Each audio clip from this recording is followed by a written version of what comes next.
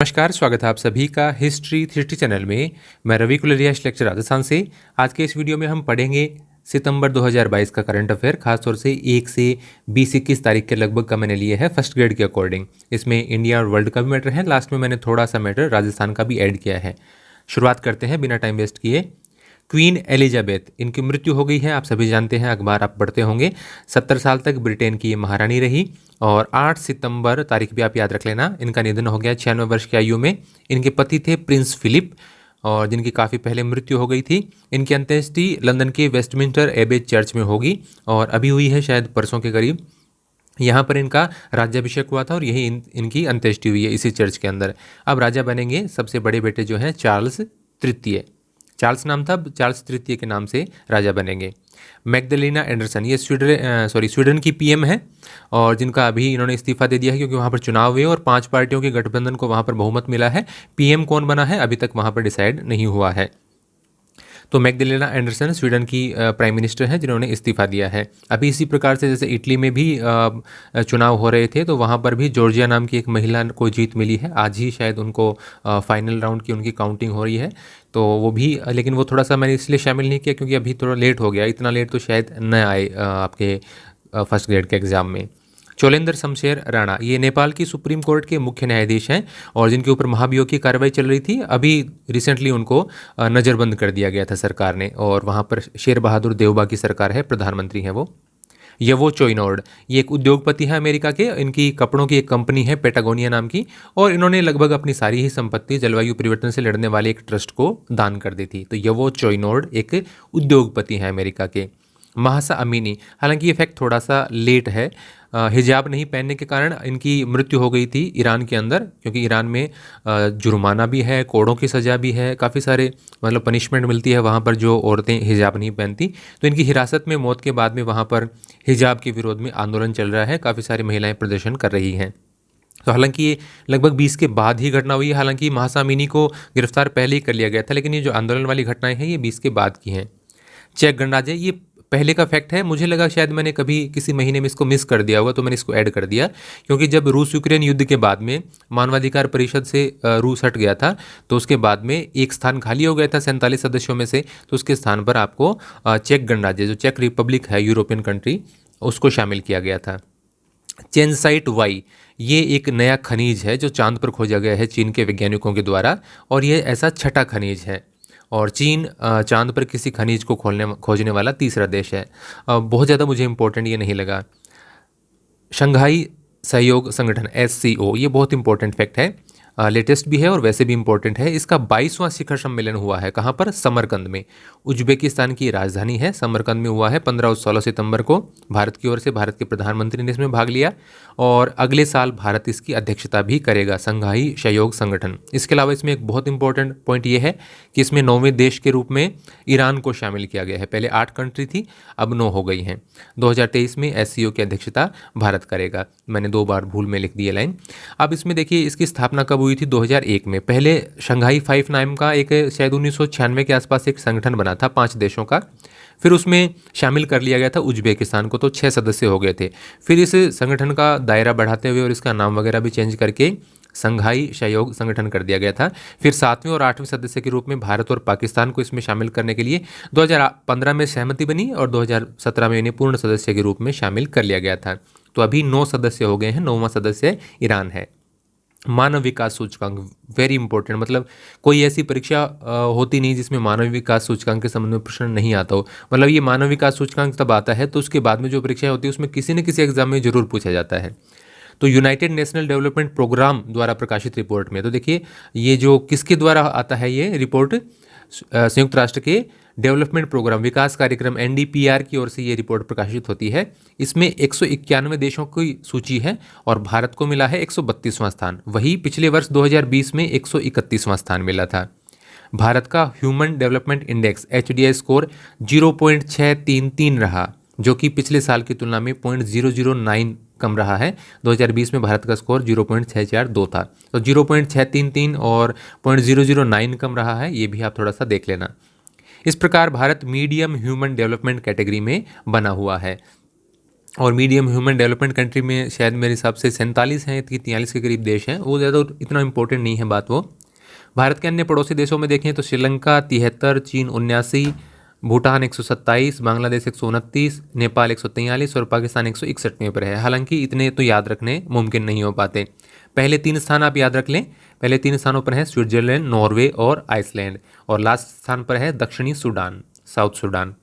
जीवन प्रत्याशा के बारे में भी उसमें देखिए काफ़ी बड़ी रिपोर्ट होती है, मैंने कुछ ही पॉइंट लिखे हैं। जीवन प्रत्याशा के बारे में बताया गया है कि भारत के इतने पॉइंट कम क्यों हुए हैं। इसमें मेन पॉइंट है कि जीवन प्रत्याशा 2020 में 70.1 वर्ष थी, जो अभी गिरावट के साथ 2021 में 67.2 वर्ष है। तो ये जीवन प्रत्याशा का पॉइंट भी आप देख लेना, HDI के अनुसार अभी 67.2 है। The Lancet planetary health report, ये कोई बहुत ज़्यादा इंपॉर्टेंट नहीं है। इसमें ये बताया गया है कि अमेरिका में एक अध्ययन हुआ और लेंसेट प्लेनेटरी की ओर से, और उसमें बताया गया कि मतलब मीडियम सा जब तापमान होता है तो लोगों का व्यवहार अच्छा रहता है, मूड अच्छा रहता है, और ज़्यादा गर्म और ज़्यादा ठंडा मौसम हो तो वो उनका व्यवहार बदल जाता है और हेट स्पीच के मामले में बढ़ जाते हैं, लोग इस प्रकार के कमेंट वगैरह करने लग जाते हैं। तो 12 से 21 डिग्री सेल्सियस में उनका मूड सबसे अच्छा रहता है। कोई बहुत ज़्यादा इंपॉर्टेंट नहीं, लेकिन एहतियात के तौर पर देखते चलते हैं। UNESCO global network of learning cities, इसमें भारत के 3 शहरों को शामिल किया गया है। इसमें केरल के 2 शहर हैं, त्रिशूर और नीलांबूर, और तेलंगाना का 1 शहर है, Warangal. UNESCO global network of learning cities. Bharat बना विश्व की 5वीं सबसे बड़ी अर्थव्यवस्था। तो अभी ब्रिटेन 6ठे पर हो गया है, पहले ब्रिटेन 5वें पर था, तो ब्रिटेन को पीछे छोड़ते हुए भारत 5वें स्थान पर पहुंच गया है। पहले पर यूनाइटेड स्टेट्स है, दूसरे पर चाइना है, तीसरे पर जापान है और चौथे पर जर्मनी है। तो इंपॉर्टेंट पॉइंट है, भारत 5वीं बड़ी अर्थव्यवस्था बना है, और किस 6ठे पर कौन चला गया है? Britain. PM cares fund, corona के काल में ये बनाया गया था, और अभी इसके ट्रस्टी बोर्ड के लिए कुछ व्यक्तियों को नामित किया गया है। हालांकि ये भी मेरे हिसाब से 21 तारीख के आसपास की घटना है।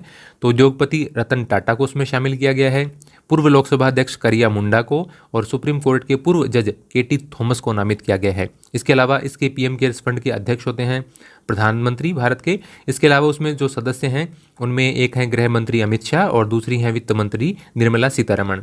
इसके अलावा कुछ जो सलाहकार मंडल में शामिल किए गए वो लोग उतने इंपॉर्टेंट नहीं हैं, जैसे पूर्व CAG राजीव महर्षि, इनका राजस्थान से भी जुड़ाव रहा है। इन्फोसिस फाउंडेशन की पूर्व अध्यक्ष सुधा मूर्ति, जो कि नारायण मूर्ति की पत्नी है, और नारायण मूर्ति के दामाद जो ऋषि सुनक अभी ब्रिटेन में प्राइम मिनिस्टर का चुनाव हार गए थे, और लिज ट्रस वहाँ की प्राइम मिनिस्टर बनी है।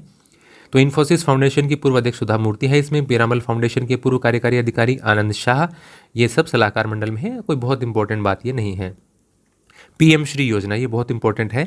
प्रधानमंत्री school for rising India, PM Shri, full form भी इसकी याद रखें, प्रधानमंत्री स्कूल फॉर राइजिंग इंडिया योजना। इसके तहत पूरे भारत में 14,597, लगभग 15,000 लिखा हुआ रहता है, लेकिन एग्जैक्ट संख्या ये 14,597 है। इतने स्कूलों का विकास और अपग्रेडेशन किया करके उनको आदर्श विद्यालय बनाया जाएगा। 5 सितंबर को प्रधानमंत्री ने इसकी घोषणा की। यह योजना 2022 से 27 यानी 5 साल की अवधि तक लागू होगी, और इस पर 27,360 करोड़ रुपए खर्च होंगे। इसमें से केंद्र सरकार का हिस्सा है 18,128 करोड़, बाकी के राज्य सरकारों को देने होंगे। इसमें 18 लाख विद्यार्थियों को फायदा होगा। दक्षता पर NCERT का सर्वे, ये भी रिसेंटली दैनिक भास्कर में आया था। बहुत ज़्यादा इंपॉर्टेंट तो नहीं है, कुछ कुछ बातें इसमें देख लीजिए। इसमें एक तो मैथ्स के बारे में हेडिंग आई हुई थी कि जो दुनिया भर में गणित की समझ है उससे 52% भारतीय विद्यार्थी ऐसे हैं जिनकी वैश्विक जो समझ है, लोग गणित में उनसे ज़्यादा बेहतर समझ है, यानी वैश्विक तुलना करें हम विश्व से तो 52% भारतीय विद्यार्थी ऐसे हैं 14 वर्ष से कम आयु के, जिनकी समझ दुनिया से बेहतर है गणित के मामले में। और गणित के मामले में बेहतर समझ भारत में सबसे ज़्यादा मिली पश्चिम बंगाल में 69%, फिर झारखंड, बिहार और राजस्थान 7वें नंबर पर 55% के साथ में। अब इतने डेटाज तो बहुत मुश्किल हो जाते हैं और शायद इतना ज़्यादा कोई पूछा भी नहीं जाएगा। इसके अलावा तमिलनाडु और गुजरात, ये 2 सबसे नीचे के राज्य हैं जिनका गणित में स्तर देश में सबसे कम मिला। 11% बच्चे ऐसे थे जो बेसिक सवाल भी नहीं सुलझा पाए। 34% बच्चे ऐसे थे जो वैश्विक स्तर से अधिक है उनका प्रदर्शन अंग्रेजी में। अब देखिए ये 2 पॉइंट मुझे ठीक लगे, एक तो अंग्रेजी और हिंदी, इन दोनों भाषाओं पर सबसे मजबूत पकड़ हरियाणा के बच्चों की मिली। वैश्विक स्तर से 77% बच्चे अंग्रेजी में और 65% बच्चे हिंदी में और उनके ऊपर हैं। हिंदी में सबसे कमज़ोर पकड़ मध्य प्रदेश और उत्तर प्रदेश, जो कि काफ़ी चौंकाने वाले नाम रहे, उत्तर प्रदेश तो खास तौर से। और देश में 21% छात्र ठीक से हिंदी नहीं समझ पाए।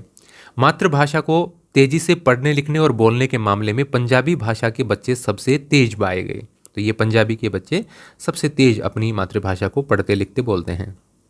एनसीईआरटी के नामांकन रिपोर्ट 2022 के मुकाबले अनुमान लगाया गया है कि 2025 में देश में 40 लाख नामांकन कम हो जाएंगे, क्योंकि धीरे धीरे जनसंख्या थोड़ी थोड़ी मतलब उस तरीके से नहीं बढ़ रही है, जबकि राजस्थान में नामांकन 61,000 बढ़ेगा ऐसा बताया गया है। कुछ और भी कारण इस रिपोर्ट में है, वो मैंने पूरा नहीं लिखा। 2021 के मुकाबले देश में 2022 में नामांकन 49,540 कम हुआ है, यानी लगभग 50,000 नामांकन कम हुआ है 2022 में 2021 की तुलना में।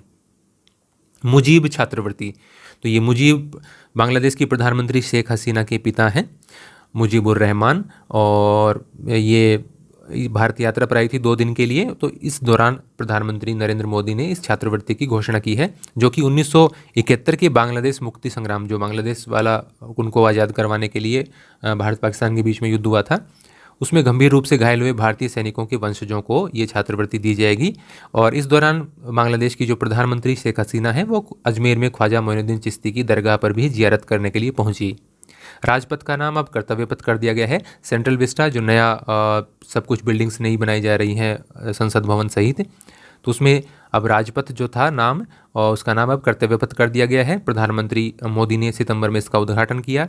इस मौके पर इंडिया गेट के नज़दीक सुभाष चंद्र बोस की 28 फीट ऊंची ग्रेनाइट से बनी एक प्रतिमा का भी अनावरण किया गया। आगे है पीएम गति शक्ति कार्यक्रम। ये क्या है? 16 लाख करोड़ की एक परियोजना है, जो कि मैंने आपको पीछे मंथली में दे दी थी। इसके तहत रेलवे की ज़मीन अब 5 के बजाय 35 साल की लीज पर दी जाएगी। नियम चेंज किया गया है। एनआईए में 2 नए विंग स्थापित किए गए हैं, एक तो साइबर क्राइम को डील करने के लिए और एक मानव तस्करी की जांच करने के लिए 2 स्पेशल विंग बनाए गए हैं राष्ट्रीय जांच एजेंसी में। आवश्यक दवा सूची, तो केंद्रीय स्वास्थ्य और परिवार कल्याण मंत्रालय ने 384 ऐसी दवाएं इस सूची में शामिल की हैं जो कि उन्होंने आवश्यक मानी हैं। इन पर फिर सरकार का नियंत्रण रहता है इनके मूल्य के ऊपर। नामीबिया से 8 चीते लाए गए, जो कि बहुत मतलब ज़्यादा चर्चा में रहा इन दिनों। तो मध्य प्रदेश के श्योपुर जिले में है कुनो नेशनल पार्क। इसमें नामीबिया से लाए गए 3 नर और 5 मादा चीतों को प्रधानमंत्री ने 17 सितंबर को छोड़ा।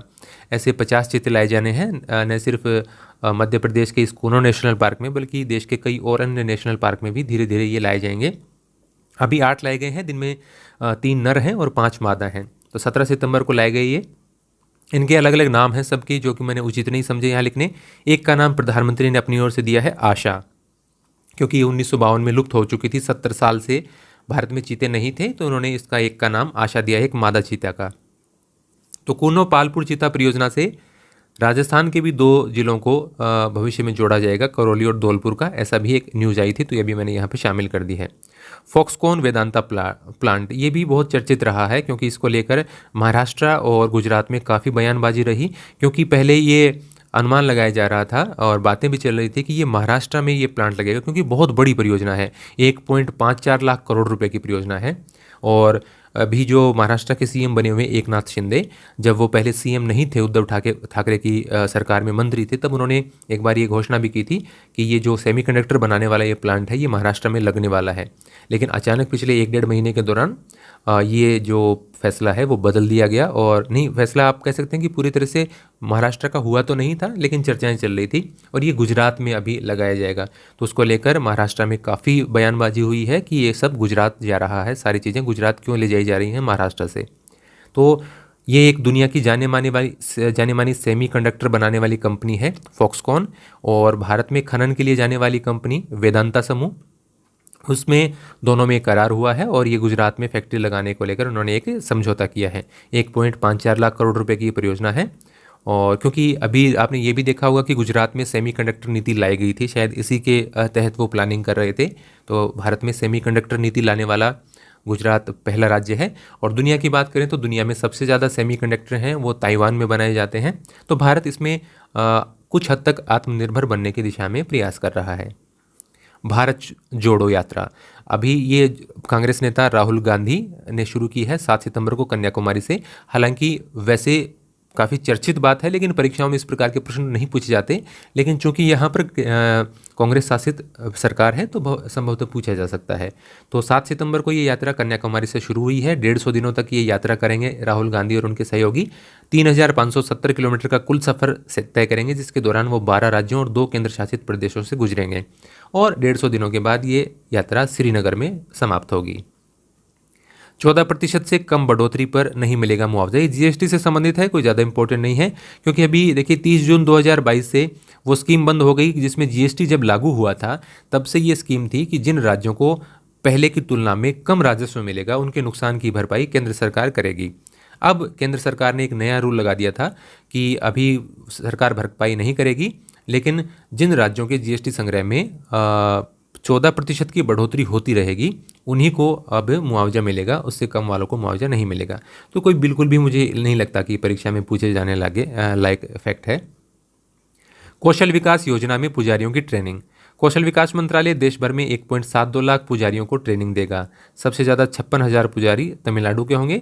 तमिलनाडु के पुजारियों को 6 महीने ट्रेनिंग दी जाएगी, बाकी अन्य जगहों पर 3 से 6 माह की ट्रेनिंग। कोई इंपॉर्टेंट न्यूज़ नहीं है, कौशल विकास से संबंधित था तो इसलिए मैंने लिख लिया। फिर इसके बाद में अगस्त में बेरोजगारी की जो दर है वो 8.3% रही। हर महीने की हमको याद नहीं हो सकती, करनी भी नहीं चाहिए, क्योंकि एग्जाम से जस्ट पीछे के महीने हैं, तो मैंने इसमें लिख दिया है। ये कौन जारी करता है? Centre for monitoring Indian economy, CMIE। राज्यों में सर्वाधिक बेरोजगारी दर में हरियाणा अगस्त में पहले नंबर पर, जम्मू कश्मीर दूसरे पर और राजस्थान तीसरे स्थान पर रहा। ई बाल निदान, ये एक पोर्टल है जिसमें कुछ सुधार किया गया है। बाल अधिकारों के उल्लंघन से संबंधित एक पोर्टल है, कोई विशेष इंपॉर्टेंट नहीं है। मुक्ति दिवस, इसको लेकर काफ़ी बयानबाजी तो हुई, परीक्षा के से संबंधित उतना इंपॉर्टेंट फैक्ट नहीं है। 17 दिसंबर 1948 को हैदराबाद के भारत में विलय हुआ था। हैदराबाद का भारत में विलय हुआ था। केंद्र सरकार ने 17 दिसंबर को मुक्ति दिवस मनाने का फैसला किया है। इसको लेकर हैदराबाद की तो क्या, तेलंगाना की जो सरकार है, तेलंगाना की राजधानी हैदराबाद है, तो तेलंगाना की सरकार और केंद्र सरकार के बीच में काफ़ी बयानबाजी इसको लेकर हुई थी। हाइड्रोजन ट्रेन अगले वर्ष तक, ये मैंने आपको पीछे भी बताया था, भारत 2023 तक हाइड्रोजन से चलने वाली ट्रेन बना लेगा, ऐसा रेल मंत्री अश्विनी वैष्णव ने कहा है। ऐसी ट्रेन अभी तक जर्मनी में ही बनी है और ये भी रिसेंटली मैंने पिछले 1-2 महीने के दौरान ही आपको फैक्ट बताया था। देश का पहला वर्टीपोर्ट, तो ये एयर टैक्सी सेवा शुरू होने वाली है अहमदाबाद में। उसको लेकर वर्टिकल लैंडिंग और टेक ऑफ के लिए, यानी उन टैक्सियों के उड़ान भरने के लिए, आप एक प्रकार का छोटा मोटा हवाई अड्डा टाइप मान सकते हैं। तो ये वर्टीपोर्ट है, ये अहमदाबाद के हंसोल में बनाया जाएगा। World dairy summit 2022 greater Noida में, इसका उद्घाटन प्रधानमंत्री ने किया सितंबर माह में। 15 सितंबर को नेशनल इंजीनियर्स डे, राष्ट्रीय अभियंता दिवस मनाया जाता है। और 16 सितंबर को विश्व ओजोन दिवस, और इस बार इसकी थीम है global corporation protecting life on earth, तो विश्व ओजोन दिवस। अभी मैं आपको ये भी सलाह दूंगा, क्योंकि ये सितंबर की PDF है, मैंने लिखा नहीं, आप कम से कम 2-4 ऐसे डे जो कि अक्टूबर में आते हैं उनको निश्चित रूप से आप याद करके जाएं, क्योंकि जिस माह में परीक्षा होती है और उससे पहले वाले माह के ऐसे दिनों के बारे में कभी कभार पूछ लिया जाता है। विज्ञान और रक्षा क्षेत्र से संबंधित, हालांकि अंतरिक्ष से संबंधित मुझे कोई न्यूज़ मिली नहीं। विज्ञान और रक्षा क्षेत्र में देखिए, एक नेजल कोरोना वैक्सीन, कोरोना की एक वैक्सीन है जो नाक के माध्यम से दी जाएगी, और इसको भारत बायोटेक कंपनी, जिनका हैदराबाद में है ऑफिस कह सकते हैं, उनका क्या कारखाना बोलेंगे क्या बोलेंगे, वहीं पे है, उन्होंने बनाई है ये दुनिया की पहली नेजल वैक्सीन, और भारत ने इसमें इसके इस्तेमाल को मंजूरी दे दी है। इसका नाम है BBV154, BBV 154। तो भारत बायोटेक ने इसको तैयार किया है, nasal corona vaccine. Cervical cancer की पहली स्वदेशी वैक्सीन, ये बच्चेदानी के हिस्से में महिलाओं को ज़्यादातर इससे संबंधित आप देखते हैं कि बहुत मामले बढ़ रहे हैं, तो इससे संबंधित पहली स्वदेशी वैक्सीन सीरम इंस्टीट्यूट द्वारा, जो कि पुणे में है, और उसके जो CEO हैं आधार पूनावाला हैं, कोरोना के टाइम में काफ़ी चर्चित रहे हैं, उनके द्वारा जो वैक्सीन वगैरह बनाई गई, तो इन्होंने quadrivalent human papilloma virus vaccine QHPV नामक स्वदेशी वैक्सीन बनाई है, जो कि सर्वाइकल कैंसर के लिए है। चार्ल्स ड्रू, ये एक जहाज़ है, अमेरिकी पोत है, जो कि अगस्त में चेन्नई में आया मरम्मत के लिए, तो बहुत ज़्यादा इंपॉर्टेंट नहीं है, चेन्नई के कट्टुपल्ली में। INS विक्रांत, ये बहुत बहुत इंपॉर्टेंट फैक्ट है, और इससे संबंधित इसीलिए मैंने कुछ ज़्यादा बातें भी लिख दी हैं, आपको ज़्यादा लग सकते हैं फैक्ट, लेकिन ये इंपॉर्टेंट पॉइंट लगा मुझे। कोचीन शिपयार्ड में देश के सबसे पहले स्वदेशी विमानवाहक पोत को 2 सितंबर को नौसेना में शामिल किया गया। मैं आपको बता रहा हूँ, इसका एक एक पॉइंट इंपॉर्टेंट है, कुछ भी पूछा जा सकता है। तो 2 सितंबर को नौसेना में ये शामिल किया गया है। स्वदेशी विमानवाहक पोत, भारत के पास पहले एक ही ऐसा जहाज़ था, एयरक्राफ्ट कैरियर था, जिस पर मतलब हेलीकॉप्टर और ये जहाज़ ले जाए जा सकते हैं और इस पर लगभग 30 एयरक्राफ्ट तैनात किए जा सकते हैं। और ये भारत में कई सालों से बन रहा था, क्योंकि बहुत बड़ा होता है और इसकी लागत ही आप देख लीजिए 20,000 करोड़ रुपए है। तो ये भारत का दूसरा ऐसा पोत है, अब भारत ने पहली बार खुद ये अब बनाया है। तो ये ऐसा करने वाला बस कुछ चुनिंदा देश है, जिसके बारे में मैं अभी आपको बताऊंगा। इसकी लागत 20,000 करोड़ रुपए है और इसमें 76% स्वदेशी सामान का इस्तेमाल हुआ है। इसे बनाने में 13 साल लगे हैं और इस पर लगभग 30 एयरक्राफ्ट तैनात किए जा सकते हैं। एक बार में ये 7500 नॉटिकल मील यानी लगभग 14,000 किलोमीटर की दूरी तय कर सकता है। इस पोत की लंबाई लगभग 262.5 मीटर है और चौड़ाई इसकी लगभग 62.5 मीटर है और ये लगभग 28 नॉट्स की अधिकतम रफ्तार पर चल सकता है। किलोमीटर प्रति घंटा में देखें तो लगभग 52 किलोमीटर प्रति घंटा की रफ्तार से ये चल सकता है। INS विक्रमादित्य ऐसा पहला विमानवाहक पोत था भारत के पास, अब ये दूसरा हो गया है। विमानवाहक पोत बनाने की क्षमता अभी तक अमेरिका, रूस, ब्रिटेन और चीन के पास ही थी।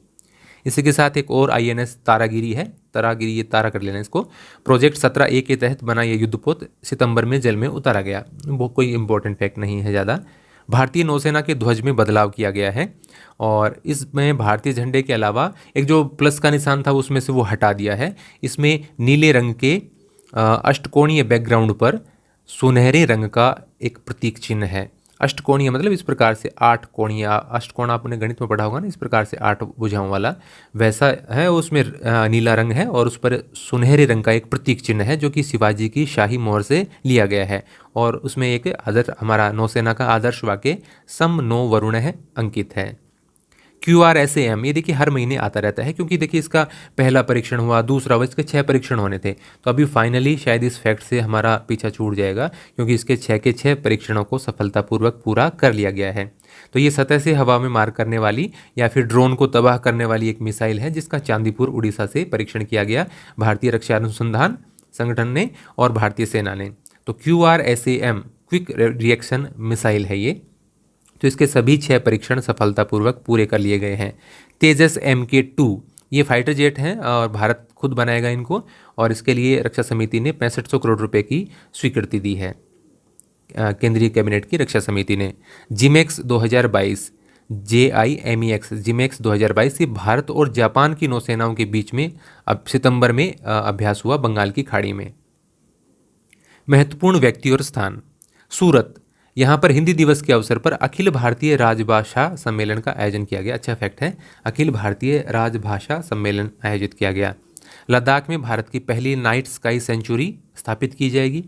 राखीगढ़ी में एक बहुत बड़ा संग्रहालय बनाया जा रहा है, जो कि हड़प्पा सभ्यता से संबंधित स्थानों की बात करें तो सबसे बड़ा संग्रहालय होगा। हरियाणा के हिसार जिले में ये हड़प्पा सभ्यता स्थल, जहां हड़प्पा सभ्यता का दुनिया में सबसे बड़ा संग्रहालय स्थापित किया जाएगा। और वैसे भी राखीगढ़ी हड़प्पा के स्थानों में सबसे बड़ा स्थान है अभी। उत्तर प्रदेश, यहाँ की विधानसभा में 1 दिन महिलाओं के लिए आरक्षित किया है और ऐसा करने वाली ये देश की पहली विधानसभा है। राजस्थान, अभी मतदाता पहचान पत्रों को आधार से जोड़ने का काम चल रहा है, जो स्कूलों में काम करते हैं उनको पता है।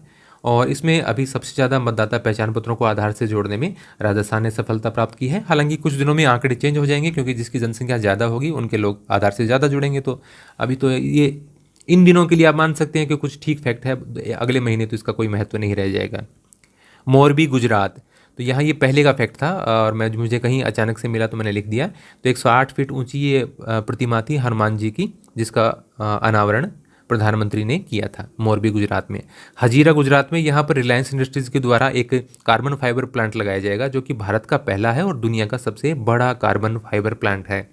सियाचिन ग्लेशियर, जहाँ पर आप जानते होंगे कारगिल युद्ध के दौरान लड़ाई हुई थी, तो ये दुनिया का सबसे ऊंचा युद्ध क्षेत्र माना जाता है। तो यहाँ पर सेना ने इंटरनेट सेवाएं शुरू की हैं सैटेलाइट के माध्यम से। गौतम अडानी, अभी आपने देखा होगा कि अमीर लोगों की सूची में दूसरे स्थान पर पहुंच गए थे। हालांकि कुछ ही घंटों बाद वो वापस तीसरे स्थान पर चले गए थे। पहले स्थान पर टेस्ला के और स्टारलिंक कंपनी के मालिक, टेस्ला इलेक्ट्रॉनिक कार कंपनी है और स्टारलिंक ये जो अंतरिक्ष से संबंधित है, इनके जो जाते हैं स्पेसक्राफ्ट वगैरह जाते हैं। और अभी आपने वो आसमान में है ना एक ट्रेन से आपको दिखी होगी, वो भी इसी के थे, स्टारलिंक के ही थे। टेस्ला के और स्टारलिंक के मालिक हैं एलन मस्क, और दुनिया में पहले नंबर पर हैं। और अभी फासला भी काफ़ी है गौतम अडानी से, तो लंबे समय तक यही रहने की संभावना है। दूसरे नंबर पर गौतम अडानी पहुंचे थे लेकिन वापस तीसरे पर चले गए। अभी देखिए दूसरे नंबर पर ज़्यादातर जेफ बेजोस रहते हैं, अमेजोन के मालिक, लेकिन अभी दूसरे नंबर पर ये थे बर्नोल्ड अर्नोल्ड, और उनका परिवार है फ्रांस से संबंधित, तो वो थे दूसरे नंबर पर। फिर वो तीसरे पर चले गए, शाम तक वापस दूसरे पर आ गए, तो ऐसा कुछ रहा। तो 2 नंबर पर गौतम अडानी आए, थोड़ा सा याद रख लेना। मुकुल रोहतगी, 30 सितंबर को के वेणुगोपाल का कार्यकाल खत्म होने पर भारत के अटॉर्नी जनरल यानी महान्यायवादी का पद संभालेंगे। के वेणुगोपाल का काफ़ी पहले रिटायरमेंट था और 2 बार इनका कार्यकाल सरकार ने बढ़ा दिया था। अभी 30 सितंबर को ये रिटायर हो जाएंगे और मुकुल रोहतगी भारत के अटॉर्नी जनरल यानी महान्यायवादी बनेंगे।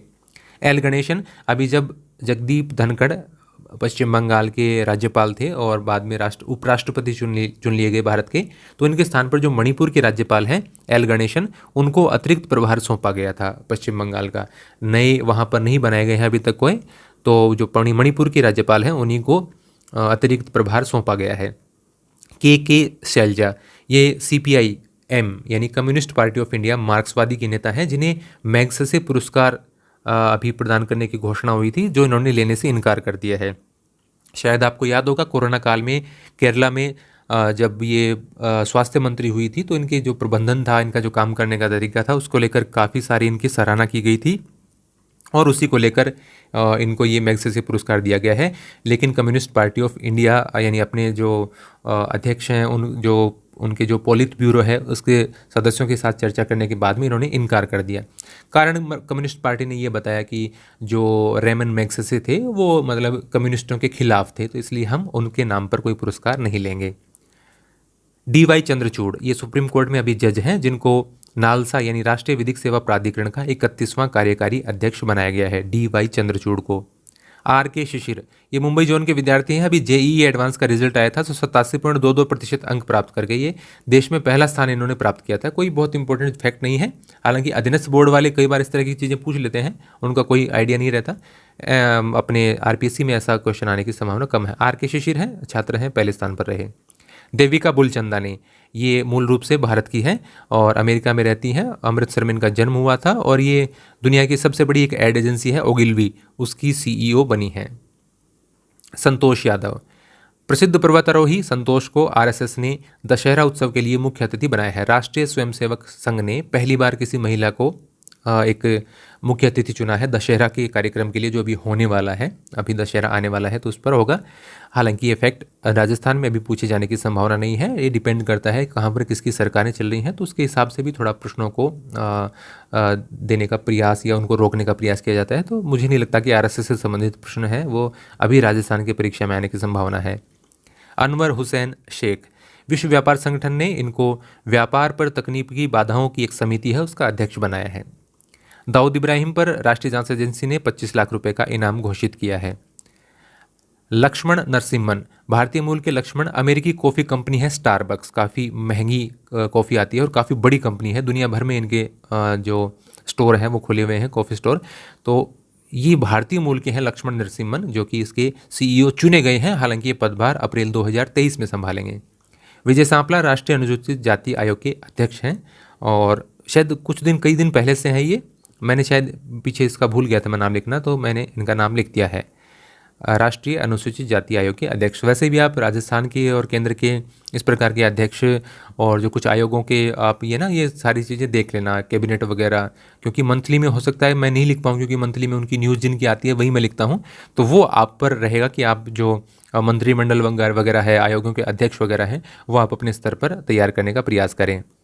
वेदांत पटेल, ये अमेरिकी विदेश विभाग की प्रेस कॉन्फ्रेंस को संबोधित करने वाले पहले भारतीय बने हैं। अभी ये कोई बिल्कुल भी काम की न्यूज़ नहीं है, लेकिन अखबारों में ऐसे भर देते हैं तो फिर लिखना पड़ जाता है, लेकिन वो इम्पोर्टेंट नहीं है। साइरस मिस्त्री, अभी देखिए पिछले महीने तो आपने देखा होगा, तो जो राकेश झुनझुनवाला हैं उद्योगपति तो उनको नहीं कहेंगे क्योंकि वो शेयर मार्केट में ट्रेडिंग करते थे, तो उनका निधन हो गया था और अभी टाटा सेंस के चेयरमैन रहे थे, जिनकी रतन टाटा के साथ उनको पद से हटा दिया था फिर रतन टाटा ने इनको। और फिर शाहपुरजी पालोनजी समूह के उद्योगपति हैं ये, और साइरस मिस्त्री, शाहपुरजी पालोनजी मिस्त्री शायद इनके पिताजी हैं, दादा याद नहीं मुझे अभी। तो इनका अभी एक कार दुर्घटना में निधन हो गया और वो मर्सिडीज के एक कार में थे जो कि डिवाइडर से टकरा गई थी महाराष्ट्र में पालघर के निकट। स्वरूपानंद सरस्वती ये शारदा पीठ द्वारका और ज्योतिर्मठ के शंकराचार्य थे जिनका सितंबर माह में निधन हो गया। बीबी लाल ये पुरातत्वविद हैं और जो इतिहास के विद्यार्थी हैं वो इनको निश्चित रूप से जानते होंगी। कालीबंगा, हस्तिनापुर, ऐसे बहुत सारे पुरातात्विक स्थलों की इन्होंने खुदाई की। ये चर्चा में ज़्यादा इसलिए भी रहे क्योंकि अयोध्या में जो बाबरी मस्जिद की नींव है उसमें इन्होंने मंदिर होने की जानकारी दी थी। तो ये भारतीय पुरातत्व सर्वेक्षण ASI archaeological survey of India के महानिदेशक रहे थे और सन 2000 में इन्हें पद्म भूषण से सम्मानित किया गया था। राजू श्रीवास्तव मशहूर कॉमेडियन जिनका हाल ही में निधन हो गया, ये भी शायद मेरे हिसाब से 20 तारीख के बाद की न्यूज़ है। कृष्णम राजू ये दक्षिण भारत के अभिनेता हैं और केंद्रीय मंत्री भी रहे हैं और इनका निधन हो गया है। जो प्रभास हैं आप जानते होंगे उनको, बाहुबली वगैरह में फिल्म में थे, उनके चाचा थे ये। जिगाटो, अभी इसको देखो 2 बार ये जो आपका टोरंटो फिल्म फेस्टिवल था और बुसान फिल्म फेस्टिवल, तो इन दोनों में ही इसको प्रदर्शित किया गया है। और जो कपिल शर्मा कॉमेडी नाइट्स में जो आते थे वो उनका मुख्य भूमिका है इस फिल्म के अंदर। तो जिगाटो नाम की ये फिल्म है, तो ये टोरंटो इंटरनेशनल फिल्म फेस्टिवल में भी दिखाई गई और अभी बुसान इंटरनेशनल फिल्म फेस्टिवल में भी दिखाई जाएगी। अभी एक बहुत इंपॉर्टेंट फैक्ट है छेल्लो शो, इंग्लिश में इसका नाम है द लास्ट फिल्म शो। तो ये गुजराती फिल्म है और भारत की ओर से अधिकृत प्रविष्टि है ये 2023 के ऑस्कर पुरस्कार के लिए, अकादमी अवार्ड के लिए भारत की ओर से इस फिल्म का नाम भेजा गया है। छेल्लो शो गुजराती फिल्म है और इसके निर्देशक हैं पान नलिन। राजभाषा कीर्ति पुरस्कार लगातार चौथी बार विशाखापट्टनम इस्पात संयंत्र को दिया गया है। खेल खिलाड़ी, अभी देखिए टेनिस से संबंधित काफ़ी सारी न्यूज़ हैं। एक तो US ओपन हुआ है, इसके अलावा US ओपन के दौरान ही सर्वकालिक महान महिला खिलाड़ी सेरेना विलियम्स ने संन्यास लिया है। उसके बाद में लेवर कप के दौरान अभी रॉजर फेडरर ने संन्यास लिया है। तो काफ़ी सारी न्यूज़ हैं।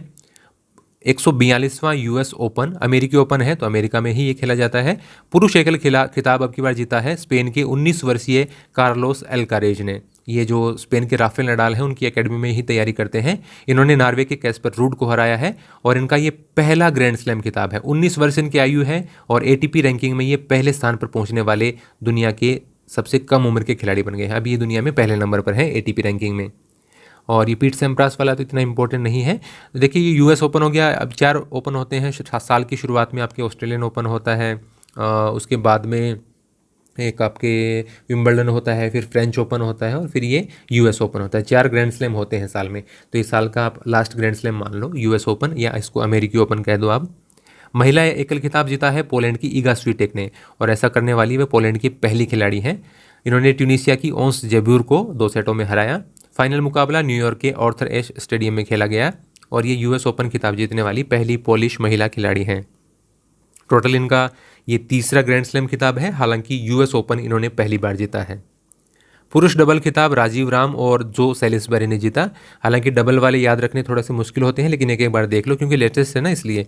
तो राजीव राम भारतीय मूल के हैं ये और जन्म इनका अमेरिका में हुआ है। इनके माता पिता भारतीय मूल के हैं, अमेरिका के हैं। पुरुष डबल खिताब राजीव राम और जो सेलिसबरी ने जीता है। महिला डबल खिताब जीता है बार्बरा क्रेजिस्कोवा और कतेरिना सिनियाकोवा ने। ये चेक गणराज्य की दोनों महिला खिलाड़ी हैं। मिश्रित युगल खिताब में स्टॉर्म सैंडर्स और जॉन पियर्स की ऑस्ट्रेलियाई जोड़ी ने खिताब जीता है। इसमें एक महिला एक पुरुष खेलते हैं। इस टेनिस टूर्नामेंट के दौरान क्वार्टर फाइनल में काफ़ी बड़ा मैच हुआ जो कि इस टूर्नामेंट के इतिहास का दूसरा सबसे लंबा मैच था और ये स्पेन के कार्लोस अल्कारेज और जेनिक सिनर के बीच में हुआ था। 5 घंटे 15 मिनट तक ये मैच चला। इसी दौरान सेरेना विलियम्स ने तीसरे राउंड में हार के बाद संन्यास ले लिया। 40 वर्षीय अमेरिकी टेनिस खिलाड़ी, इनकी बहन वीनस विलियम्स भी काफ़ी अच्छी खिलाड़ी थी और इन्होंने 23 बार ग्रैंड स्लैम जीता था। रोजर फेडरर 20 बार के ग्रैंड स्लैम विजेता स्विट्जरलैंड के 41 वर्षीय रोजर फेडरर ने टेनिस से संन्यास ले लिया है। लंबे समय तक ये सबसे ज़्यादा खिताब जीतने वालों की सूची में बने रहे, लेकिन अभी पिछले साल ये तीसरे नंबर पर पहुंच गए हैं क्योंकि सबसे ज़्यादा 22 खिताब हैं वो जीत लिए हैं राफेल नडाल ने और उसके बाद में 21 खिताब जीत लिए हैं नोवाक जोकोविच ने और उसके बाद में 20 खिताब जीते हैं रोजर फेडरर ने। तो ये दुनिया के 3 महान खिलाड़ी हैं, इनमें से 2 अभी खेल रहे हैं। रोजर फेडरर ने संन्यास ले लिया है। फेडरर ने अपना आखिरी मैच लंदन में हुए लेवर कप के दौरान खेला। इसमें एक तरफ यूरोप की टीम होती है, एक में रेस्ट ऑफ द वर्ल्ड होता है यानी बाकी की दुनिया की टीम। तो आखिरी मैच इन्होंने लंदन में खेला लेवर कप के दौरान। इन्होंने अपने 20 ग्रैंड स्लैम में सबसे ज़्यादा जीते हैं विंबलडन 8, उसके बाद में जीते हैं 6 ऑस्ट्रेलियन ओपन, 5 यूएस ओपन और फ्रेंच ओपन, ये एक ही बार जीत पाए हैं। अपने पूरे करियर के दौरान इनको राफेल नडाल से कड़ी चुनौती मिलती रही, क्योंकि राफेल नडाल लाल बजरी के बादशाह कहे जाते हैं और लाल बजरी पर वो खेला जाता है, स्लो ग्राउंड माना जाता है और वहाँ पर राफेल नडाल सबसे ज़्यादा खिताब जीतते आए हैं और रॉजर फेडरर की एक कमज़ोर कड़ी थी, हालांकि वो एक बार फ्रेंच ओपन जीतने में सफल हुए थे। तो ये इनके total 20 US open grand slam खिताब है। अपने 24 साल के लंबे करियर में ये 10 हफ्तों तक एटीपी रैंकिंग में पहले स्थान पर रहे, 310 हफ्तों तक, यानी टोटल आप साल में गणना करेंगे तो एक साल में 52 हफ्तों के हिसाब से हिसाब निकालो, लगभग 6 साल के करीब मान लीजिए। तो इन्होंने 2003 में अपना पहला मैच खेला था, 2003 में पहला मैच नहीं खेला था, क्योंकि पहला मैच तो 24 साल पहले यानी 1998 में खेला था। 2003 में पहला ग्रैंड स्लैम जीता था और विंबलडन ही जीता था और वही इन्होंने सबसे ज़्यादा बार जीते हैं। विंबलडन ग्रास कोर्ट पर खेला जाता है, गेंद थोड़ी सी नीची रहती है लेकिन काफ़ी तेज़ गति से आती है, उसमें रॉजर फेडरर सबसे ज़्यादा महारत हासिल थी उनको। सौरव गांगुली अध्यक्ष बने हैं और जो जय शाह हैं वो सचिव बने हैं। ये केंद्रीय गृह मंत्री अमित शाह के बेटे हैं। भारतीय क्रिकेट कंट्रोल बोर्ड के वर्तमान अध्यक्ष सौरव गांगुली और सचिव जय शाह का कार्यकाल बढ़ा दिया गया है। अभी क्या होगा कि 3 साल इनके पूरे होने पर कूलिंग पीरियड के तौर पर ये दोबारा चुनाव नहीं लड़ सकते थे, यानी इनको हटना पड़ता। लेकिन बीसीसीआई ने, जो भारतीय क्रिकेट कंट्रोल बोर्ड है, उसने नियमों में संशोधन कर दिया और उसको लागू करवाने के लिए सुप्रीम कोर्ट में गए थे और वहाँ पर उनके जो संशोधन है उसको सुप्रीम कोर्ट ने मंजूर कर दिया। तो अब ये दोबारा पद पर रह सकते हैं। एशिया कप क्रिकेट, यूएई संयुक्त अरब अमीरात में आयोजित एशिया कप के फाइनल मुकाबले में श्रीलंका ने पाकिस्तान को 23 रन से हराया। भारत तो पहले ही इसमें बाहर हो गया था। फाइनल मैच में मैन ऑफ द मैच बने भानुका राजापक्षा, श्रीलंका के। प्लेयर ऑफ द सीरीज रहे वानिडू हसारंगा, श्रीलंका के, जो कि लेग स्पिनर हैं और अच्छी बल्लेबाजी भी कर लेते हैं। विराट कोहली, एशिया कप में अफगानिस्तान के खिलाफ 122 रन की पारी इन्होंने खेली। हालांकि ऐसे तो शतक बनते रहते हैं, इंपॉर्टेंट नहीं है, लेकिन ये 2-3 साल से शतक नहीं बना पाए थे और अभी उन्होंने 71वां अंतर्राष्ट्रीय शतक अफगानिस्तान के खिलाफ बनाया है एशिया कप के दौरान। विश्व कुश्ती चैंपियनशिप, ये सर्बिया की राजधानी बेलग्रेड में हुई। भारत के 30 पहलवानों ने इसमें हिस्सा लिया। 2 ही पहलवान पदक जीत पाए, वो भी कांसे, एक बजरंग पूनिया और एक महिला खिलाड़ी की बात करें तो विनेश फोगाट, दोनों ने कांसे पदक जीते। बजरंग पूनिया विश्व कुश्ती चैंपियनशिप के इतिहास में 4 पदक जीत चुके हैं, जिसमें से 1 इनका रजत था, 3 इनके कांस्य थे। विनेश फोगाट एक बार पहले कांस्य जीत चुकी हैं और एक बार अब कांस्य पदक जीता है। और विश्व कुश्ती चैंपियनशिप में 2 पदक जीतने वाली ये भारत की एकमात्र महिला खिलाड़ी हैं कुश्ती में। आगे देखिए 36वें नेशनल गेम्स, ये बहुत इंपॉर्टेंट होने वाला है और अभी चूंकि शुरू नहीं हुए हैं तो इसके खेलों से संबंधित तो आप बच गए फर्स्ट ग्रेड वाले, क्योंकि इससे संबंधित क्वेश्चन नहीं आएंगे। लेकिन ये याद रखो कि 29 सितंबर से शुरू होंगे। कहाँ पर होंगे? गुजरात में होंगे। हालांकि 20 सितंबर से टेबल टेनिस के गेम शुरू हो गए हैं। इसका देखिए सावज, ये एशियाई शेर के लिए नाम है सावज, और जो शावक होता है आपका, क्योंकि आप शेर के बच्चों के लिए शावक शब्द इस्तेमाल करते हैं, तो शावक के लिए गुजराती में शब्द इस्तेमाल होता है सावज। और तो ये इसका मैंने लिखा नहीं क्या, सावज एशियाई शेर और एंथम। अच्छा, ये सावज एशियाई शेर क्या है इसका? जो हर खेलों में एक शुभंकर होता है ना, वो है शुभंकर। तो इसका शुभंकर तो हो गया शावज, और एंथम इसका एक भारत श्रेष्ठ भारत की थीम पर आधारित है। इन दोनों को ही अभी भारत के गृह मंत्री अमित शाह ने रिलीज किया था गुजरात में, और उन्होंने इस अवसर पर यह भी कहा था कि अहमदाबाद को दुनिया के खेल के क्षेत्र में दुनिया में सबसे सर्वश्रेष्ठ शहर बनाने का प्रयास किया जाएगा। तो सावज तो हो गया आपका शुभंकर नेशनल खेलों का, और एंथम एक भारत श्रेष्ठ भारत की थीम पर आधारित है। ये तो कोई ज़्यादा बात नहीं है, क्योंकि पूरा अकेला तो कोई गाना दिया नहीं इसका क्वेश्चन पूछने के आधार पर। इन खेलों में कुल 6500 खिलाड़ी भाग ले रहे हैं, जिसमें सबसे ज़्यादा गुजरात के हैं, दूसरे फिर महाराष्ट्र और फिर हरियाणा के हैं। राजस्थान के इसमें भाग ले रहे हैं 268 खिलाड़ी। प्रणव आनंद, जैसा कि हर महीने एक कोई आ ही जाता है, क्षेत्र में ग्रैंड मास्टर बने हैं बेंगलुरु के प्रणव भारत। तो ये हमारा शतरंज से संबंधित एक फैक्ट हो गया। कल्याण चौबे इंडियन फुटबॉल फेडरेशन के अध्यक्ष चुने गए हैं। इन्होंने भारत के पूर्व फुटबॉल खिलाड़ी और कप्तान बाईचुंग भूटिया को 33-1 से हराया। ये 33-1 वगैरह कोई इंपॉर्टेंट नहीं है, लेकिन आप ये याद रखें कि कल्याण चौबे इंडियन फुटबॉल फेडरेशन के अध्यक्ष बने हैं और बाईचुंग भूटिया को इन्होंने हराया है।